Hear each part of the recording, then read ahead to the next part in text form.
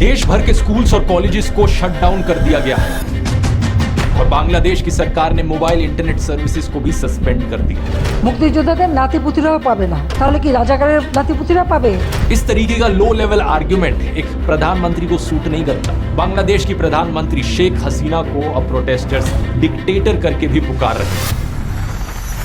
नमस्कार दोस्तों, पिछले महीने बांग्लादेश में भारी संख्या में स्टूडेंट सड़कों पर उतरे प्रोटेस्ट करने के लिए। शुरुआत में तो ये प्रोटेस्ट पीसफुल ही थे, लेकिन अब हालातों ने बड़ा खौफनाक और हिंसक मोड़ ले लिया है। बांग्लादेश में अब एक मिलिट्री कर्फ्यू डिक्लेयर कर दिया गया है। Troops on the streets, a strict curfew, a near blackout of communication. देश भर के स्कूल्स और कॉलेजेस को शट डाउन कर दिया गया है और बांग्लादेश की सरकार ने मोबाइल इंटरनेट सर्विसेज को भी सस्पेंड कर दिया। इन वायलेंट क्लैशेस में अब कम से कम 150 लोग मारे जा चुके हैं और हजारों जख्मी हैं। बांग्लादेश की प्रधानमंत्री शेख हसीना को अब प्रोटेस्टर्स डिक्टेटर करके भी पुकार रहे हैं। आखिर क्या कारण है इस सब के पीछे? आइए समझते हैं इस पूरी सिचुएशन को विस्तार से आज के इस वीडियो में।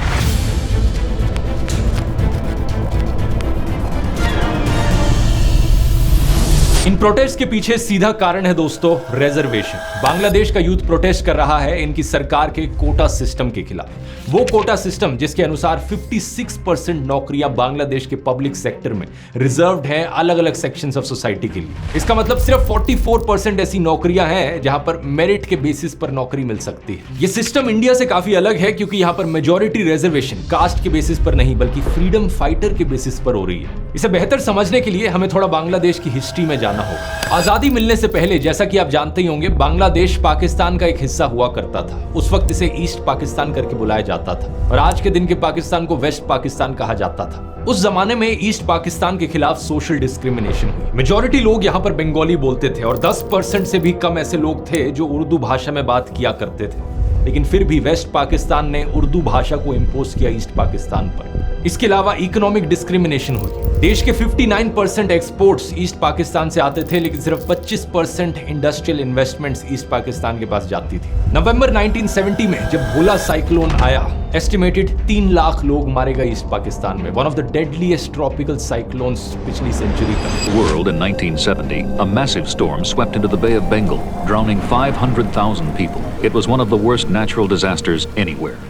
लेकिन वेस्ट पाकिस्तान ने कोई ज्यादा एफर्ट नहीं किया रिलीफ प्रोवाइड करने में यहाँ के लोगों को। और इतना ही नहीं, पॉलिटिकल डिस्क्रिमिनेशन भी हुई। साल 1970 की इलेक्शंस में ईस्ट पाकिस्तान के पास 162 सीट्स थी, वेस्ट पाकिस्तान में 138 सीट्स थी। वेस्ट पाकिस्तान में लोगों ने अलग अलग पॉलिटिकल पार्टीज के लिए वोट किया, लेकिन ईस्ट पाकिस्तान में ओवरवेलमिंग मेजॉरिटी वोट्स गए सिर्फ अवामी लीग पार्टी को, जिसे लीड किया जा रहा था शेख मुजीबुर रहमान के द्वारा। इस इलेक्शन रिजल्ट का नतीजा यह होता कि अवामी लीग दोनों ईस्ट और वेस्ट पाकिस्तान पर गवर्न करती, लेकिन वेस्ट पाकिस्तान की जो मिलिट्री थी वो बिल्कुल ये नहीं चाहती थी।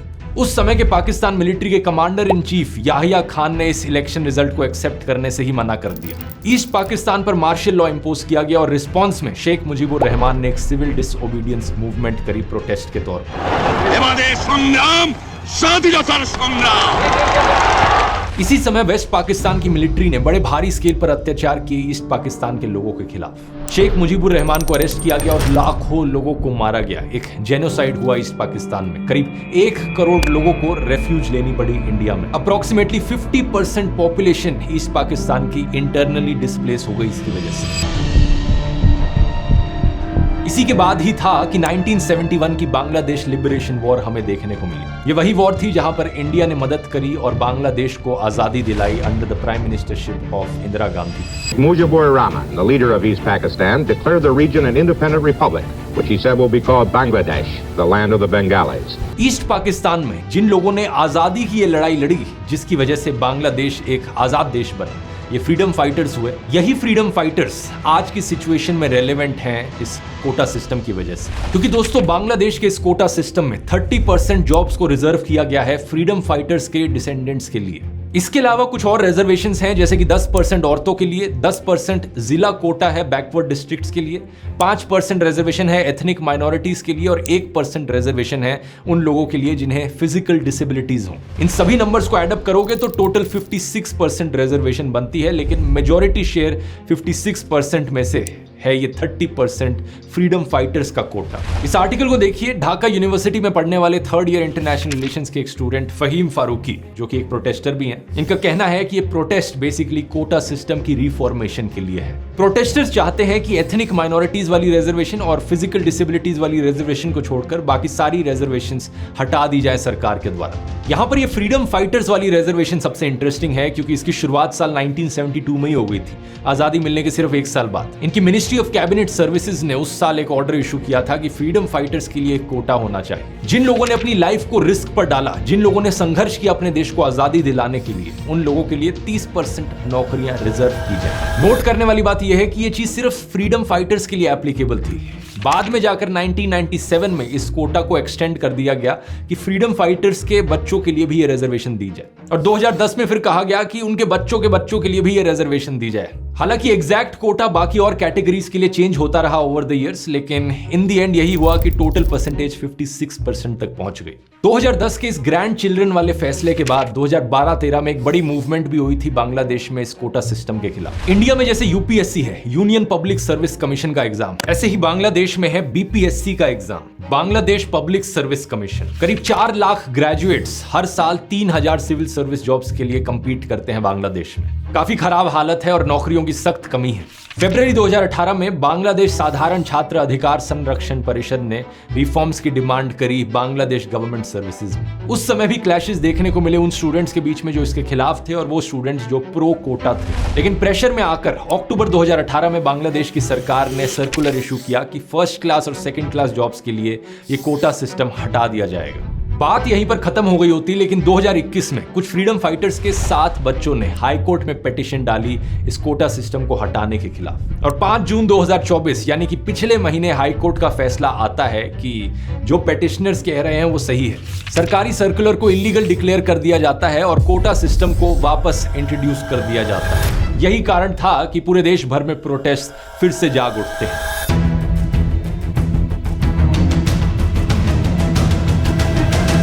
प्रोटेस्ट करने वाले स्टूडेंट्स कहते हैं कि ये कोटा अनकॉन्स्टिट्यूशनल है। ओरिजिनल कॉन्स्टिट्यूशन में कहीं नहीं लिखा गया था कि फ्रीडम फाइटर्स की अगली जनरेशंस को भी जॉब्स में रिजर्वेशन दो। और वैसे भी इसका क्या तुक बना? फ्रीडम फाइटर्स को रिजर्वेशन देना समझ में आता है क्योंकि उन्होंने संघर्ष किया था देश को आजादी दिलाने के लिए, लेकिन उनके पोते पोतियों तक को रिजर्वेशन दी जा रही है सिर्फ इसलिए क्योंकि उनके ग्रैंड पेरेंट्स फ्रीडम फाइटर्स थे। लेकिन बात सिर्फ यहां खत्म नहीं होती, इस रिजर्वेशन में करप्शन के भी आरोप लगे हैं। एक्चुअली में ये कौन डिसाइड करेगा कि कौन फ्रीडम फाइटर है और कौन फ्रीडम फाइटर नहीं है? सरकार ने ये रिस्पॉन्सिबिलिटी खुद को दी कि सरकार डिसाइड करेगी कि कौन फ्रीडम फाइटर होगा। पिछले 15 सालों से बांग्लादेश में रूलिंग पार्टी रही है आवामी लीग और प्राइम मिनिस्टर रही है शेख हसीना। ये वही पॉलिटिकल पार्टी है जिसने संघर्ष किया था बांग्लादेश को आजादी दिलाने में भी।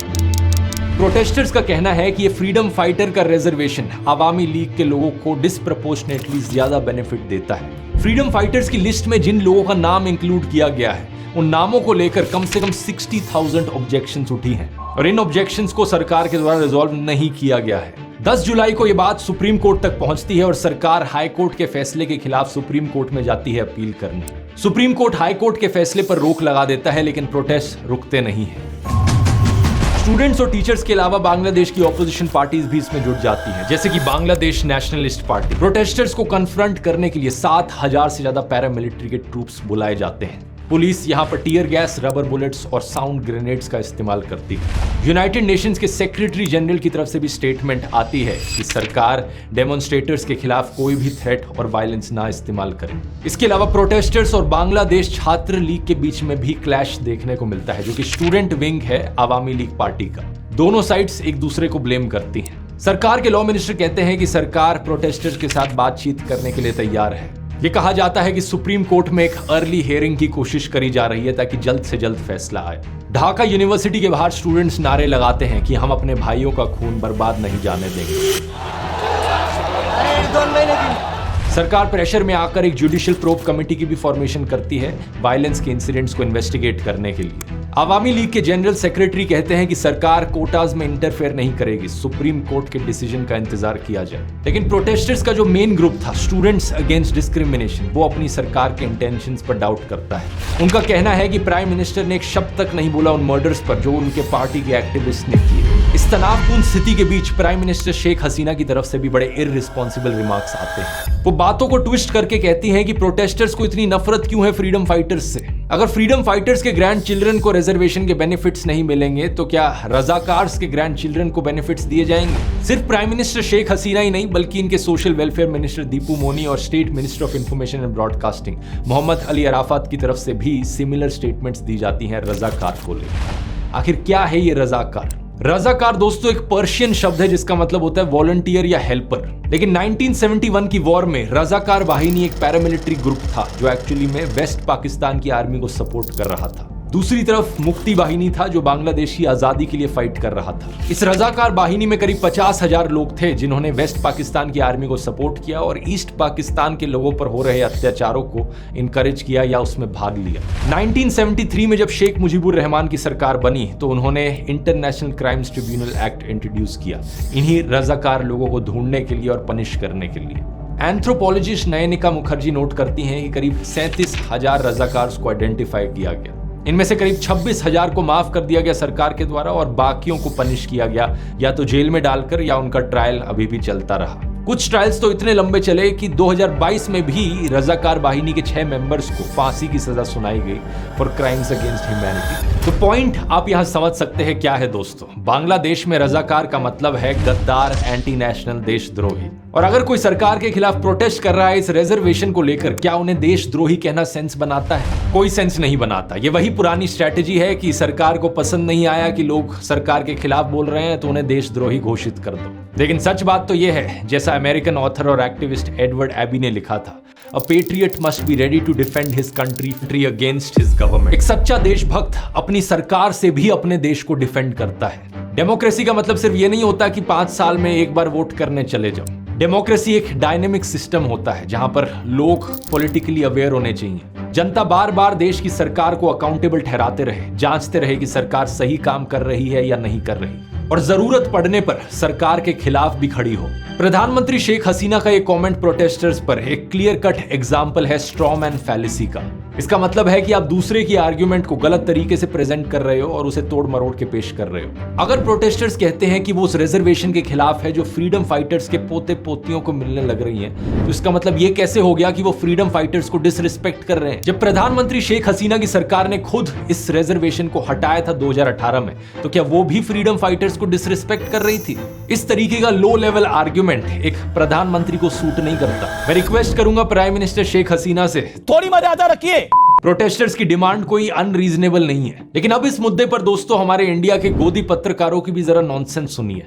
सुधीर चौधरी ने आज तक टीवी चैनल के प्रोग्राम में स्टूडेंट्स के इन प्रोटेस्ट को फॉरेन फंडेड बता दिया। हवा हवा में बातें करते हुए कहा कि इसके पीछे अमेरिका और बाकी पश्चिम देशों का हाथ है। अमेरिका जैसे जो देश हैं वो पीछे से रिमोट कंट्रोल से इन दंगों को भड़काते रहते हैं, क्योंकि जो पश्चिमी बड़े बड़े जो देश हैं अमेरिका जैसे, वो उन देशों के विपक्षी दलों के साथ मिल जाते हैं। एक इन्फोग्राफिक में लिखा कि विकासशील जिलों के निवासियों के लिए 10% आरक्षण। विकासशील का मतलब होता है जो विकास की तरफ बढ़ रहा हो, यानी डेवलपिंग, जबकि बांग्लादेश ने 10% कोटा पिछड़े जिलों के निवासियों के लिए दिया है। और इसके बाद सुधीर कहते हैं कि वेस्ट बंगाल के कुछ स्टूडेंट्स इन प्रोटेस्ट का समर्थन कर रहे हैं और यही स्टूडेंट्स अपने देश में आरक्षण की मांग करते हैं। ये कैसे हो सकता है? एक और चौंकाने वाली खबर यह है कि बांग्लादेश में हो रहे इस आंदोलन के समर्थन में पश्चिम बंगाल में भी अब विरोध प्रदर्शन हो रहे हैं। वामपंथी दलों के जो छात्र भारत में सरकारी नौकरियों में आरक्षण चाहते हैं, वो बांग्लादेश के उन दंगों का समर्थन कर रहे हैं जो सरकारी नौकरियों में आरक्षण खत्म करने के लिए चल रहे हैं। इतना बड़ा विरोधाभास। मुझे समझ नहीं आता कि सुधीर चौधरी जैसे सो कॉल्ड पत्रकारों की रीजनिंग पावर सही में इतनी कमजोर है या फिर ये जानबूझकर जनता को बहकाते हैं। पहले खुद अपने प्रोग्राम में बताते हैं कि भारत में जो आरक्षण है वो कास्ट के आधार पर है, जबकि बांग्लादेश में दूसरे क्राइटेरिया के आधार पर आरक्षण है। वहां पर कोई जाति का आरक्षण नहीं है, धर्म का आरक्षण नहीं है, ये आरक्षण अलग किस्म का है। तो फिर ये कंपैरिजन करने का क्या सेंस बना? इंडिया में रिजर्वेशन मिलती है सो कॉल्ड लोअर कास्ट लोगों को जिनके खिलाफ हिस्टोरिकल डिस्क्रिमिनेशन हुआ है, लेकिन सिर्फ हिस्टोरिकली नहीं बल्कि आज के दिन भी हमें कास्ट एट्रोसिटीज देखने को मिल रही हैं। राजस्थान में जितेंद्र पाल मेघवाल नाम के एक दलित को सिर्फ इसलिए मार दिया गया क्योंकि उन्होंने मूंछ रख ली थी। आज तक की ही वेबसाइट पर यह न्यूज आर्टिकल देखिए। गुजरात में दलित दूल्हे को घोड़ी नहीं चढ़ने दिया, बारातियों के पगड़ी बांधने पर किया पथराव। 8 साल के बच्चे ने पानी की बाल्टी को हाथ लगा दिया तो उसे पीट दिया गया। और कहां हुई ये चीज? स्कूल में।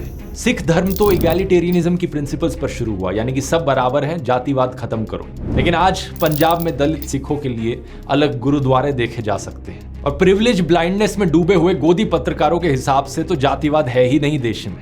इनके हिसाब से तो आरक्षण जैसे पॉजिटिव अफर्मेटिव एक्शन की कोई जरूरत ही नहीं है, सब चंगा सी। इनसे मैं एक ही बात कहूंगा, आखिर जातिवाद खत्म करने की बात क्यों नहीं कहते? कास्ट बेस्ड क्राइम खत्म करने की बात क्यों नहीं करते कभी? ये जो अखबारों में एड्स छपती हैं, ब्राह्मण लड़की चाहिए, राजपूत लड़की चाहिए, जाट चाहिए, बनिया चाहिए, इन कास्ट बेस्ड मैट्रिमोनियल एडवर्टाइजमेंट्स को क्यों नहीं बंद कर दिया जाता? इस मैट्रिमोनियल एड को देखिए, यहाँ तो ये तक लिखा है कि कास्ट की कोई रिस्ट्रिक्शन नहीं है, लेकिन SC ST OBC नहीं होना चाहिए। जिस दिन इस जातिवाद को खत्म कर दोगे उस दिन कास्ट रिजर्वेशन ऑटोमेटिकली खत्म हो जाएगी। लेकिन गोदी पत्रकारों से यही उम्मीद की जा सकती है कि ये इंडिया की कास्ट रिजर्वेशन को बांग्लादेश की फ्रीडम फाइटर्स रिजर्वेशन से कंपेयर करें। इंडिया में जो रिजर्वेशन है वो सोशली और इकोनॉमिकली डिप्राइव्ड क्लासेस को ऊपर सेम लेवल पर लाने के लिए है। लेकिन बांग्लादेश में जो फ्रीडम फाइटर्स के डिसेंडेंट्स को रिजर्वेशन दिया जा रहा है वो कोई सेपरेट एथनिक माइनॉरिटी नहीं है, उनके खिलाफ कोई हजारों सालों से अत्याचार नहीं हो रहा है। इनफैक्ट वो तो सोशली रिस्पेक्टेड सेक्शन है देश का। अगर उनमें से कोई इकोनॉमिकली वीक है तो उनके लिए 5 से 10% EWS कोटा दिया जा सकता है। 21 जुलाई को बांग्लादेश के सुप्रीम कोर्ट ने भी यही कहा कि फ्रीडम फाइटर्स के इस डिसेंडेंट्स कोटा को कम करके सिर्फ 5% तक कर दिया जाए और बाकी एथनिक माइनॉरिटीज, ट्रांसजेंडर्स और डिसेबल्ड लोगों का जो कोटा है उसे 2% कर दिया जाए, तो टोटल 7% रिजर्वेशन ही हो।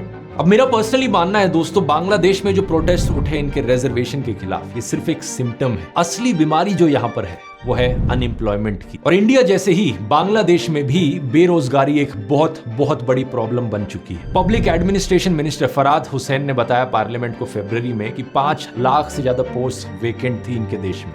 अगर इन्हें फिलअप भी किया जाए तो भी काफी नहीं होगा। बांग्लादेश ब्यूरो ऑफ स्टैटिस्टिक्स का डेटा बताता है कि 18 से 19 लाख यंग लोग हर साल जॉब मार्केट को ज्वाइन करते हैं। 17 करोड़ लोगों का देश है, उसमें से जो वर्किंग पॉपुलेशन है वो करीब 2/3 है, यानी 11 करोड़ के आसपास। इन 11 करोड़ लोगों में से 3 करोड़ लोग अनएम्प्लॉयड हैं। बांग्लादेश में इकोनॉमी की भी हालत काफी खराब चल रही है। कंट्री के जो फॉरेन एक्सचेंज रिजर्व्स हैं वो बहुत लो हैं। 2022 में बांग्लादेश ने इंटरनेशनल मॉनेटरी फंड से मदद मांगी थी अपने फॉरेन एक्सचेंज रिजर्व्स को रीबिल्ड करने के लिए। रिसेंटली एक प्लान भी जारी हुआ $5 बिलियन का लोन लेने के लिए चाइना से। अब वो अलग मुद्दा है अपने आप में कि जब भी कोई देश चाइना से लोन लेता है तो उससे प्रॉब्लम कभी सॉल्व नहीं होती, बल्कि एक और नई प्रॉब्लम क्रिएट हो जाती है। चाइना की डेट डिप्लोमेसी जो श्रीलंका के साथ देखने को मिला। लेकिन इसके अलावा इन्फ्लेशन रेट भी बहुत हाई है, 9% पर।